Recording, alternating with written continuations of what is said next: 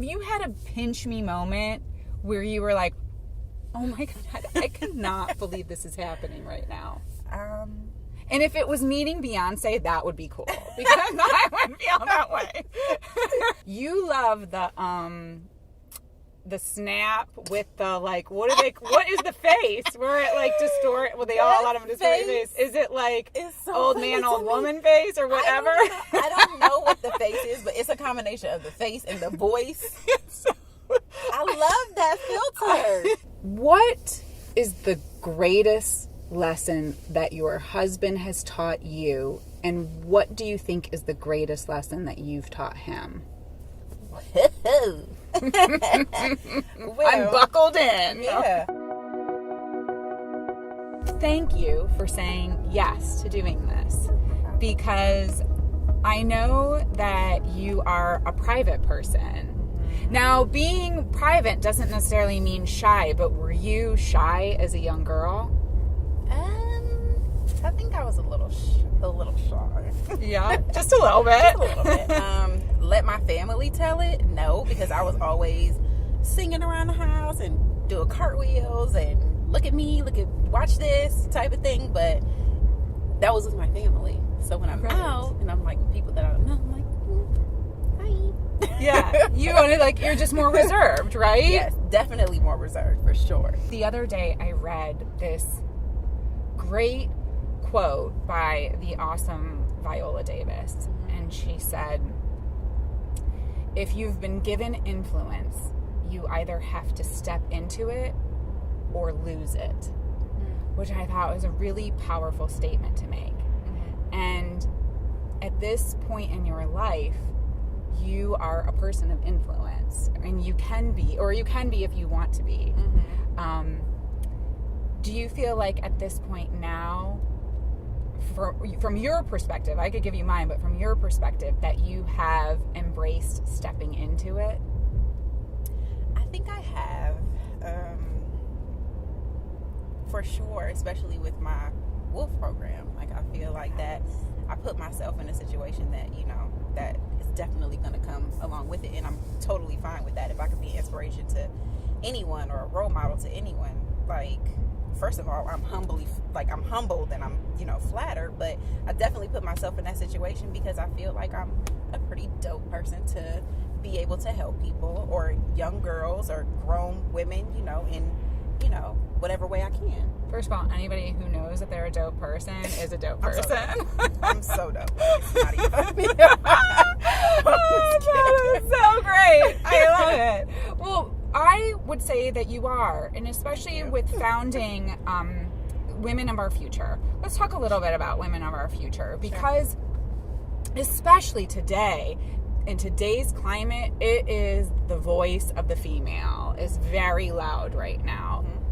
Thank God, right? But I also think when you have a voice, you have a responsibility to use it the right way, because it can be used the wrong way. Absolutely. So you're in a position, certainly in this community, as a woman who can influence other women in a positive way. Women of Our Future, how was that idea born, and what was the goal of it? Women of Our Future was just a brainchild of mine that I had for a while. I wasn't quite sure, how to execute it. I didn't exactly know what I wanted out of it, but it was something that I knew I wanted to do. And then once I buckled down, figured out, what exactly I was doing it for and who I was doing it for, it was easy. I don't feel like I'm too far removed from young women who are in high school. I hope I could still be a tiny bit relatable. But that was kind of where I wanted to start. I feel like that's a very, impressionable time in your life where you would want someone to look up to, or want someone to help you through whatever it is that you're going through in those years. So Women of Our Future came just to be that. It came to be a mentoring program for young women who felt like they could benefit from having a role model or a woman influence to look up to. And really what I hope that they get out of it is just to know that they are enough. They are strong, they're intelligent, they're amazing beings who could do whatever it is that they put their mind to. And if you need help along that road, hey, we're here to help you. Do you think that some of these young women are surprised that you're so accessible to them when they first get to meet you? Absolutely. Absolutely. I think that they hear the name and they want to be a part of it for that reason. And, it could be that reason alone, but I make myself very hands-on because I feel like if you want to look up to someone or be an influence to someone in this umbrella, yeah. I'm here.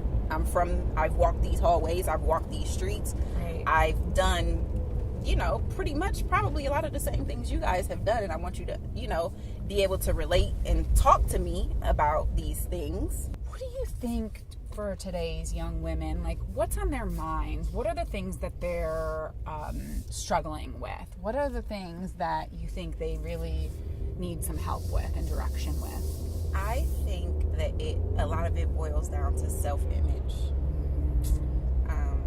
self-esteem. God, that never goes away, does it? Doesn't matter what decade it is. It does not.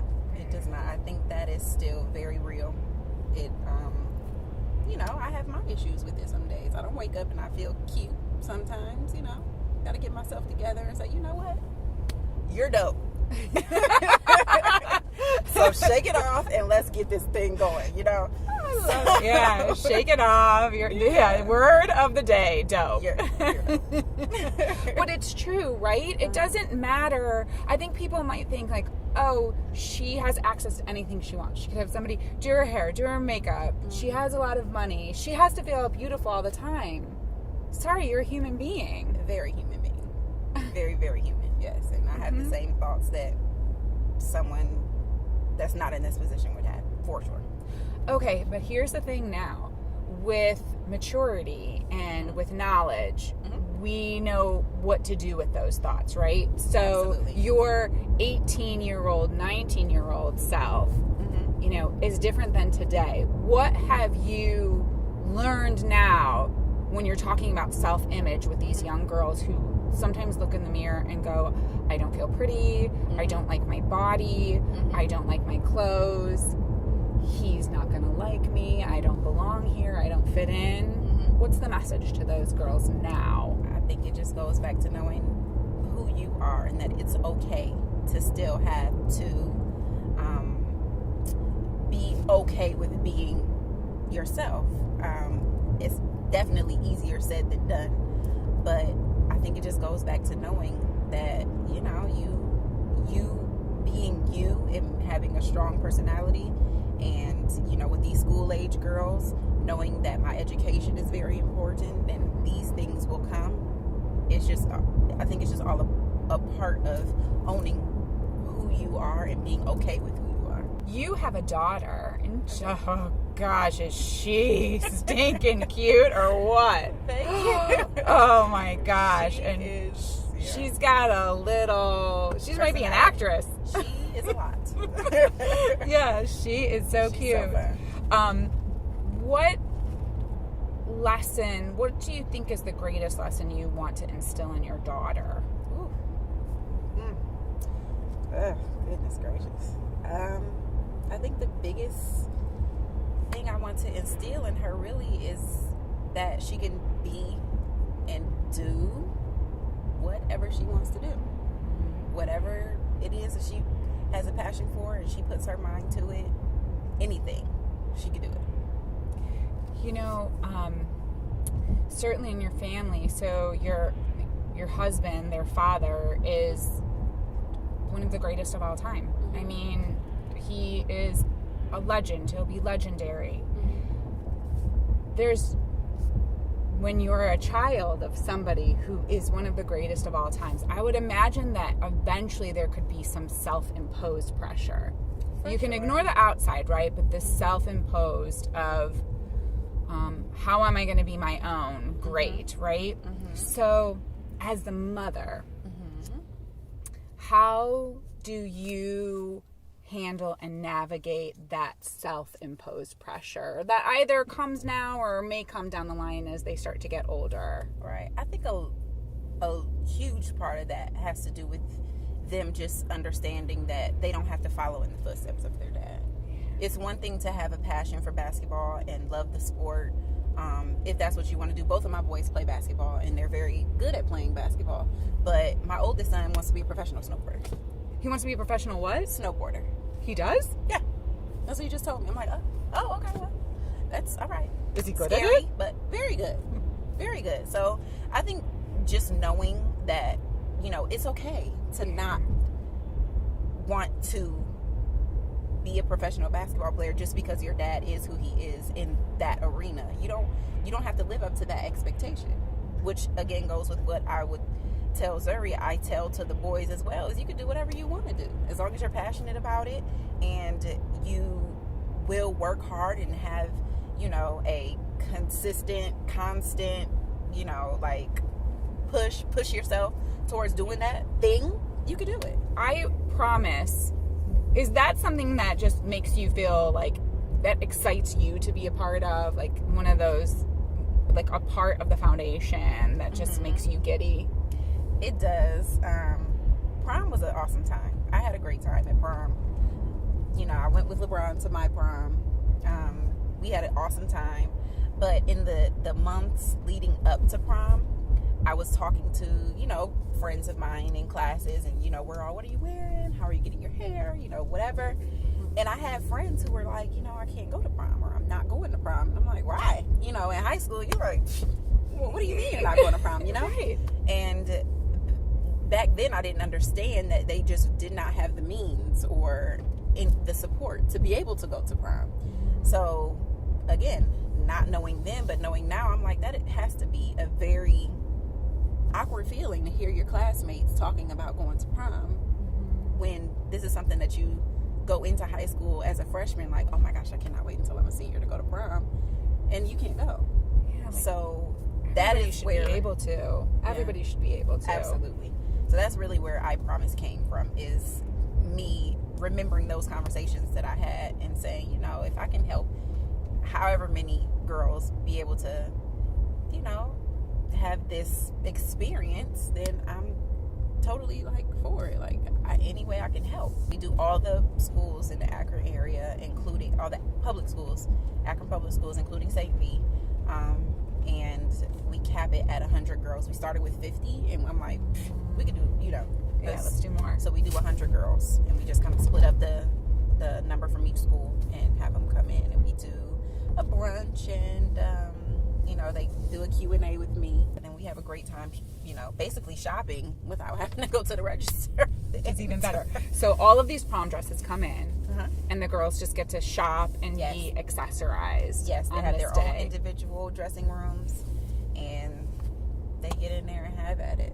And then you're kind of like their personal shopper. Yeah. So they come up to you and say, Savannah, what do you think? Yes. Is red my color, or should I go with like metallic? Well, not usually. They know. They pick, and I'm like, yes, that is your prom dress. They you know, their faces light up, and they're like, I think it is too. You know, so it's awesome. It's so fun to help them with that. Like, it's a total pinch me moment. Like, they're having their Cinderella moment. Yes.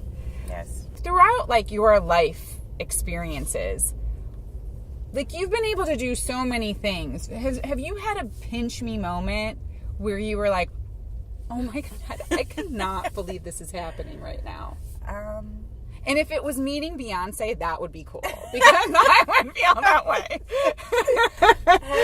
What is my pinch me moment? Oh my gosh, that's a great question. My pinch me moment is, I think, I don't know, as cheesy as it could sound or would sound, I think my pinch me moment is just waking up every morning and being.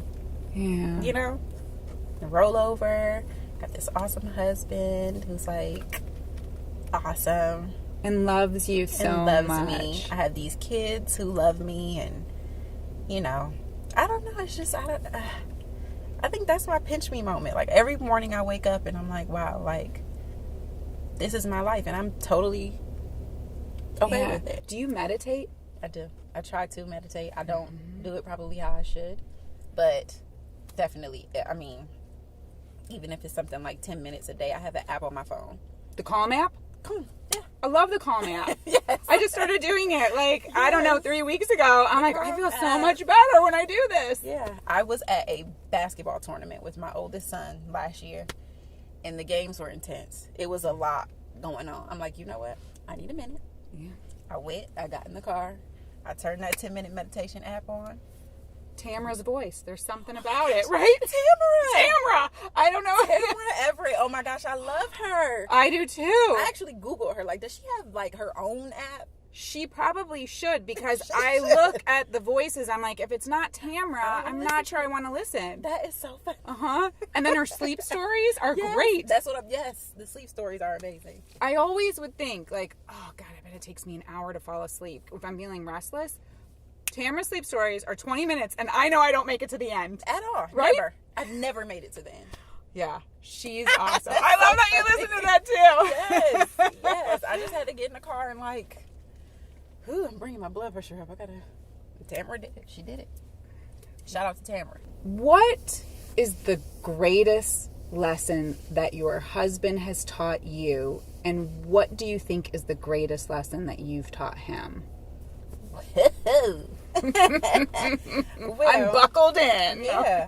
I think the greatest lesson that he's taught me is, it goes back to you could do whatever you want to do. As long as you set your mind to it and you work hard, you could do it. He is living proof of that. He has definitely taught me that. Even something as simple as, making sure that I go to the gym on a regular basis. I mean, if I just stay motivated, stay focused on that, I could do it. You can get up and you can go to the gym. You can have a heck of a workout and be so proud of yourself when you're done that, you feel like you can go out and conquer the world. But just staying the course. Yeah. He has definitely taught me that. Yeah. I think I've taught... what have I taught him?